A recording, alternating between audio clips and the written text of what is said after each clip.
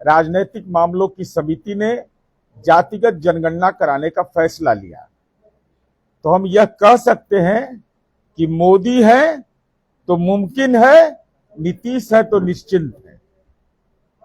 ये मैं बात इस संदर्भ में कह रहा हूं कि जातिगत जनगणना इस देश में लंबे अरसे से मांग की जाती रही और लंबे अरसे तक कांग्रेस पार्टी ने हुकूमत किया, यूपीए ने हुकूमत किया, लेकिन उन लोगों ने कभी भी सामाजिक आर्थिक जनगणना पर कोई ध्यान नहीं दिया। तो मैं आजकल श्रेय लेने का होड़ हो गया, क्रेडिट वार चल रहा है, तो हम जरा नजारा दिखा देना चाहते हैं। ये जो फर्जी लोग हैं और तथ्य के साथ बता देंगे कि कैसे इनका फर्जीवाड़ा है, तो जरा सा वो बोला वीडियो सुना दीजिए।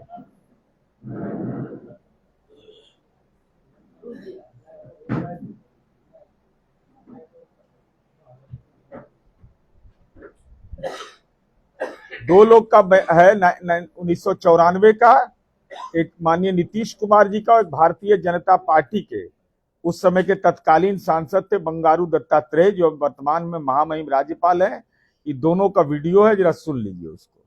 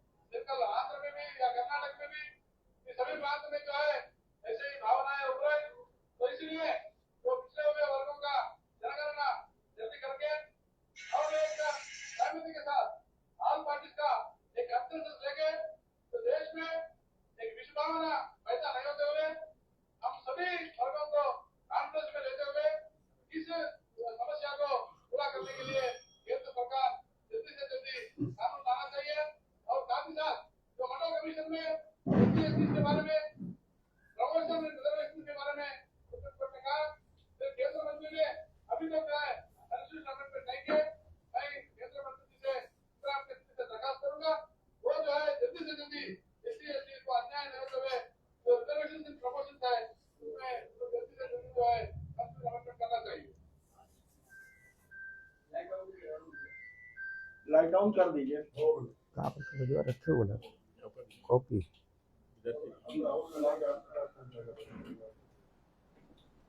तो मैंने वीडियो पहले इसलिए दिखा दिया कि जरा 90 के दशक में हम लोग जाएं और आप लोग लोकतंत्र के चौथे स्तंभ हैं, तो आपकी भूमिका बहुत ही महत्वपूर्ण है कि आम लोग जानें और इस संवाददाता सम्मेलन में हमारे साथ हैं राष्ट्रीय लोक मोर्चा के प्रदेश प्रवक्ता माननीय सुभाष चंद्रवंशी जी, जनता दल यू के जिला अध्यक्ष माननीय मुकेश विद्यार्थी जी, भारतीय जनता पार्टी के सम्मानित जिला अध्यक्ष माननीय अनिल मेहता जी, राष्ट्रीय लोक मोर्चा के सम्मानित अध्यक्ष माननीय राजेंद्र कुशवाहा जी, लोजपा आर के जिला अध्यक्ष माननीय मनोज सिंह जी, हम पार्टी के जिला अध्यक्ष अशोक मांझी जी, पूर्व विधायक कन्हैया रजवार जी, मनोहर पासवान जी, संजय साव जी, शैलेंद्र शर्मा जी, जिला महामंत्री गौरव सांडिल, जिला महामंत्री भाजपा मुन्ना जी, नंदकिशोर चौरसिया जी, वो एनडीए के भी मीडिया प्रभारी हैं,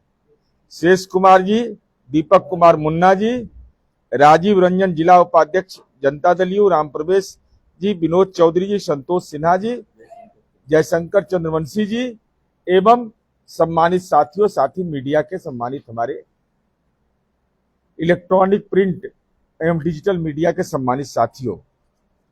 अब सवाल यह उठता है कि जातिगत जनगणना का यह श्रेय लेते हैं, तो हम यह जानना चाहते हैं, माननीय विधायिका अरुणा देवी जी भी आ गई हैं, उनका भी स्वागत करते हैं।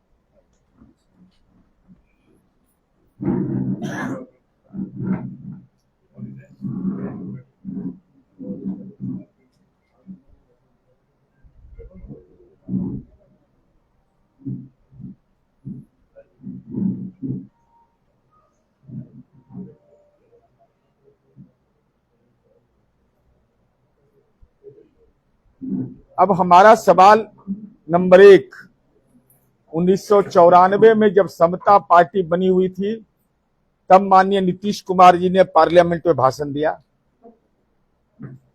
भारतीय जनता पार्टी के माननीय सांसद ने मांग किया, तो क्या राष्ट्रीय जनता दल उस समय जो अस्तित्व में था उसके सांसद ने जातिगत जनगणना के पक्ष में, कांग्रेस तो नहीं करती, लेकिन राष्ट्रीय जनता दल के सांसद ने क्यों नहीं जुबान खोला? लालू जी बिहार के मुख्यमंत्री थे, लालू जी की जुबान क्यों रुंध गई थी? इस सवाल पर खामोश क्यों रहे? हम तो लगातार इस बात की मांग करते रहे, और हम लोग को जब बिहार में काम करने का मौका मिला तो जाति आधारित जनगणना का विधानमंडल में 2 बार प्रस्ताव पास हुआ, 2019, 2020, दोनों समय एनडीए की सरकार, माननीय नीतीश कुमार जी की सरकार। उसके बाद वर्ष 2021 में जब सभी दलों का प्रतिनिधिमंडल आदरणीय प्रधानमंत्री जी से मिलने गया तो उसमें भारतीय जनता पार्टी के माननीय जनक राम जी सदस्य, उस समय एनडीए की सरकार, जब राज्य सरकार ने क्या मंत्रिपरिषद ने निर्णय लिया कि बिहार अपने संसाधन से जाति आधारित गणना कराएगा, तो उस समय भी एनडीए की सरकार।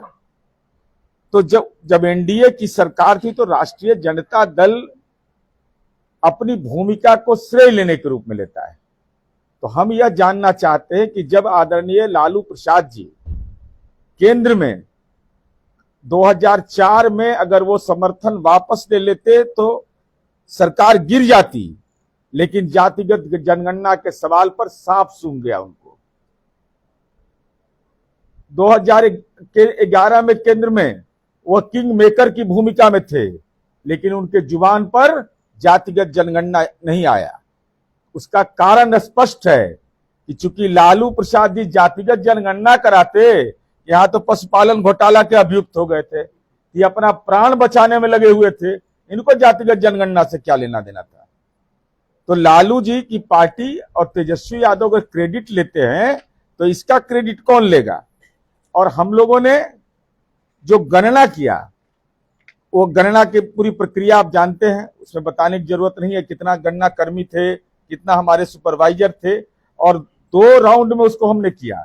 एक पहले हाउस होल्ड गिना सबका, उसके बाद उसकी सामाजिक आर्थिक स्थिति का अवलोकन किया, फिर हम लोगों ने नीति का निर्माण किया, फिर माननीय उच्च न्यायालय ने उसको निरस्त कर दिया, सुप्रीम कोर्ट में मामला गया, अभी मामला राज्य सरकार वहां पैरवी कर रही है कि जल्द से जल्द ये हो जाए। लेकिन देश के आधार पर जनगणना हो, यह अगर बिहार में, और ये मेरा आरोप है सीधा, और इसका जवाब राहुल गांधी जी को देना चाहिए तेजस्वी यादव को देना चाहिए, ममता बनर्जी को देना चाहिए। जब इंडी गठबंधन की बैठक हुई मुंबई में तो माननीय नीतीश कुमार जी ने कहा कि पहला एजेंडा आप तय करिए राष्ट्रीय स्तर पर जातिगत जनगणना का। ममता बनर्जी ने विरोध किया और कांग्रेस पार्टी उसके समर्थन में रही और राष्ट्रीय जनता दल खामोश रहा।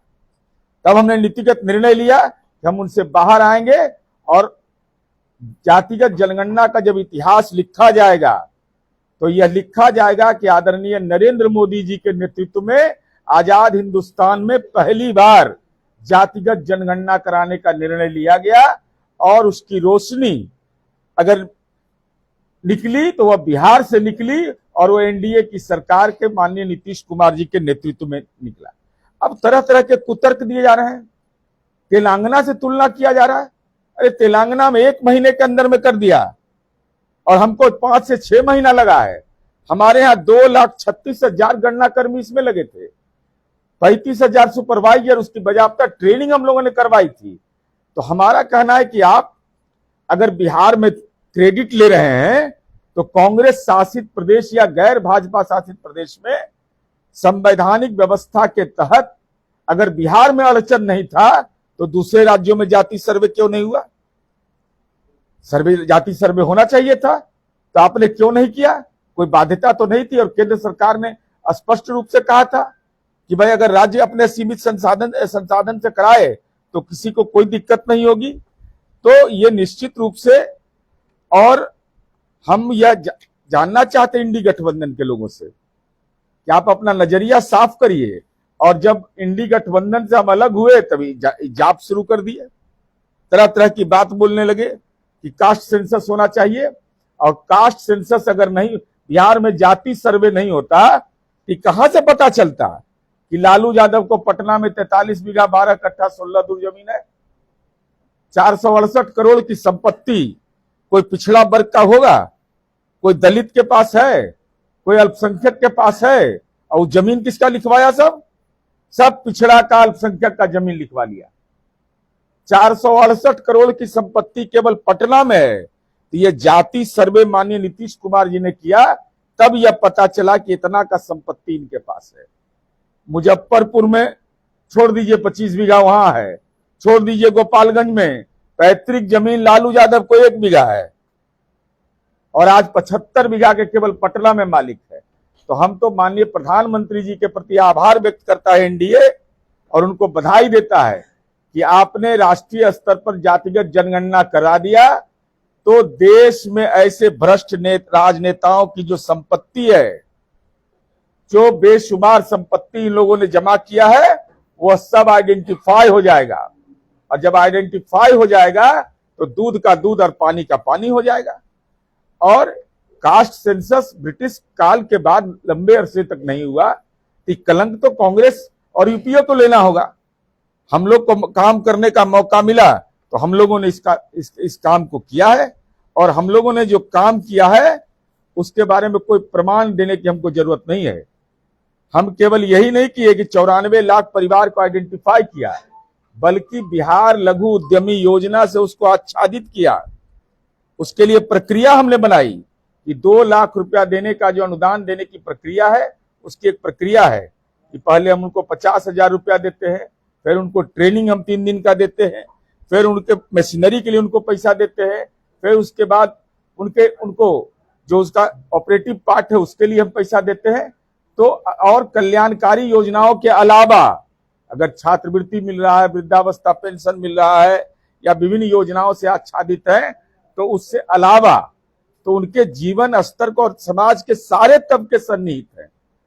उसमें कोई भी अगला हो, पिछड़ा हो, अति पिछड़ा हो, दलित हो, महादलित हो, अल्पसंख्यक हो, सब की हिस्सेदारी हम लोगों ने तय किया।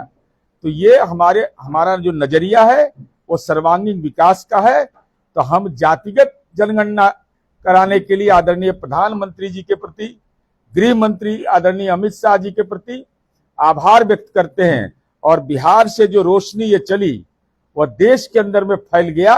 यह देश के लिए, जनता के लिए भी एक सुकून है।